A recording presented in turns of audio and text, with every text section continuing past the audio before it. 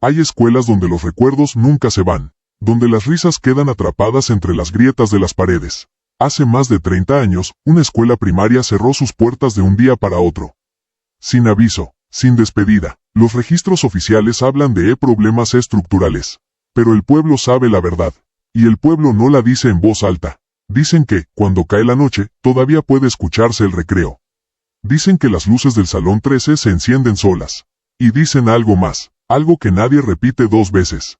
Si un niño responde cuando alguien lo llama por su nombre, jamás vuelve a salir. Este es el expediente numeral 007. La escuela del último recreo. Capítulo 1. El nuevo destino. Después de escapar del hospital, Oliver no encontró respuestas. Solo encontró una pista más profunda. Dentro de la carpeta había una fotografía que no recordaba haber visto antes. En el reverso, una letra temblorosa había escrito una dirección, y una frase que se le clavó en el pecho. Todo comenzó aquí. El camino lo llevó a un pueblo que parecía haberse detenido en el tiempo. Casas cerradas, calles vacías a plena tarde. Los pocos habitantes que se cruzó apartaban la mirada en cuanto mencionaba la escuela. Solo uno se detuvo, un anciano que ni siquiera volteó a verlo. Cuando suene el timbre, no mires por las ventanas. Y sin decir más, entró a su casa y cerró la puerta con 3 seguros. Capítulo 2. La escuela vacía. El lugar llevaba décadas abandonado. O eso parecía. Los juegos del patio, cubiertos de óxido, proyectaban sombras alargadas que no correspondían a la luz del atardecer. Los salones seguían con las puertas abiertas, como si alguien acabara de salir de ellos. Oliver cruzó el portón. El aire cambió de inmediato, más frío, más denso, con un olor a tiza húmeda. En el suelo, junto a la entrada, encontró un balón de cuero desgastado. Lo levantó, y en ese instante, el balón se soltó de sus manos solo. Rodó, lento, deliberado, hasta perderse en la oscuridad del pasillo principal. Capítulo 3. Las mochilas. Oliver entró al primer salón. Todo seguía en su lugar, como si el tiempo se hubiera detenido a mitad de una clase. Libros abiertos, lápices a medio afilar, decenas de mochilas esperando. Se acercó a una de ellas. La abrió. Dentro, un solo objeto, una fotografía de clase, con un rostro tachado. Entonces lo escuchó, una risa infantil, cerca, muy cerca, justo detrás de él. Se dio la vuelta. El salón seguía completamente vacío. Pero una de las sillas aún se mecía. Capítulo 4. El recreo. De pronto, el viejo timbre de la escuela sonó. 1 vez, 2 veces, 3 veces, y el silencio se rompió por completo. Pasos, decenas de pasos corriendo sobre el patio. Risas superpuestas, como grabadas al revés. Pelotas golpeando el suelo, una tras otra. Oliver giró sobre sí mismo, buscando el origen de cada sonido. No había nadie, solo el eco de un recreo que, para alguien, nunca terminó. Y entonces, entre las risas, una voz distinta, más clara, más cerca, pronunciando su nombre. Capítulo 5. La lista de alumnos.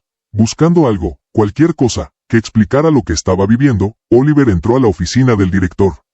Los archivadores seguían llenos, intactos, como si nadie los hubiera tocado en 30 años. Encontró una lista de alumnos y comenzó a leer los nombres, uno por uno. Hasta que su corazón se detuvo por un instante. En la última página, escrito con la misma letra temblorosa de la fotografía. Oliver. La fecha del documento era de 15 años antes de su nacimiento. Y junto a su nombre, trazada con tinta roja, casi con rabia. Nunca salió al recreo. Detrás de él, la puerta de la oficina se cerró sola. Capítulo 6. El Salón 13. Mientras intentaba comprender lo que acababa de leer, escuchó una voz infantil, tan cerca que sintió el aliento frío en la nuca. La maestra te está esperando. Oliver siguió el sonido sin poder detenerse, como si sus propios pasos ya no le pertenecieran.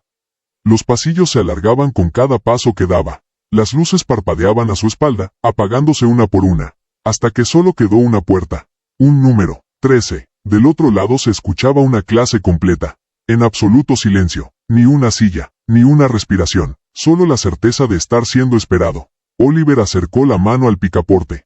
Y justo antes de tocarlo, una niña susurró junto a su oído, tan cerca que sintió su voz sobre la piel. Si entras, tendrás que terminar la clase. Capítulo 7. La clase que nunca terminó. Oliver empujó la puerta despacio.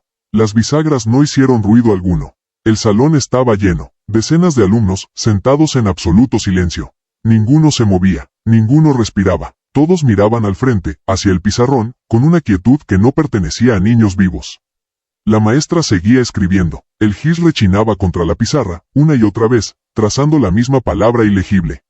Sin detenerse, sin girar el rostro. Entonces habló. Llegas tarde otra vez, Oliver. Un escalofrío le recorrió la espalda. Él jamás había puesto un pie en esa escuela. ¿Cómo sabía su nombre? ¿Cómo lo había estado esperando? Capítulo 8. La lista de asistencia. La maestra abrió el cuaderno con dedos largos y pálidos. Comenzó a leer los nombres, uno tras otro, en una voz plana, sin vida. Después de cada nombre, una voz infantil respondía desde algún punto del salón. Presente, pero ningún labio se movía. Cuando llegó al final de la lista, la maestra se detuvo. El silencio se volvió insoportable, y pronunció el último nombre, despacio, saboreando cada letra. Oliver. Todo el salón giró la cabeza al mismo tiempo. Un movimiento seco, mecánico, como muñecos tirando de un mismo hilo. Esperaban una respuesta. Oliver recordó la advertencia de la niña. Si entras, tendrás que terminar la clase.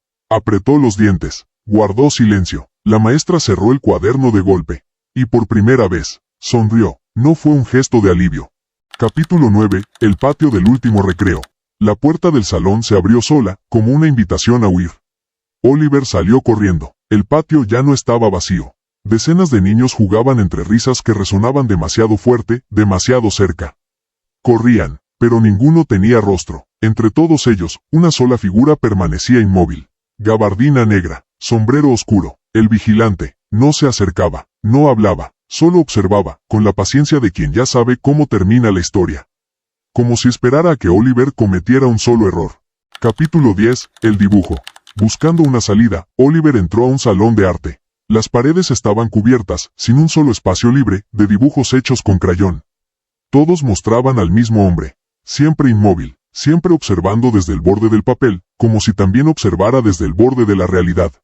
En una esquina, escondido entre los demás, encontró un dibujo distinto.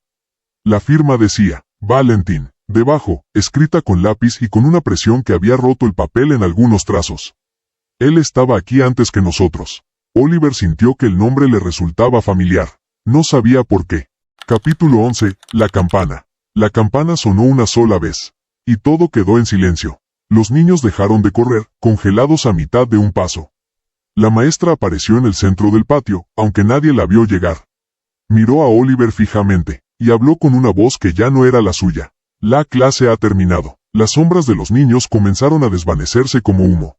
Pero antes de desaparecer por completo, todos, al mismo tiempo, señalaron un único punto. La salida. Oliver comprendió que aquella sería su única oportunidad. Quizás la última. Capítulo 12. El cuaderno perdido. Oliver cruzó el portón sin mirar atrás. No se atrevía. Cuando ya estaba a unos metros de distancia, escuchó el timbre por última vez. Un sonido largo, quebrado, que se apagó lentamente. Se giró. La escuela había desaparecido. Solo quedaba un terreno vacío, cubierto de maleza, como si el edificio jamás hubiera estado ahí. Bajó la mirada hacia el cuaderno que aún llevaba en la mano. En la última página encontró una fotografía. Él y Valentín, cuando eran niños, frente a esa misma escuela. Pero Oliver estaba seguro de algo. Jamás había estado allí. Nunca en su vida. En el reverso de la fotografía, una sola frase. Los recuerdos también pueden ser una trampa. Y por primera vez, Oliver comenzó a dudar de toda su vida. El cuaderno, en sus manos, todavía olía a tiza fresca.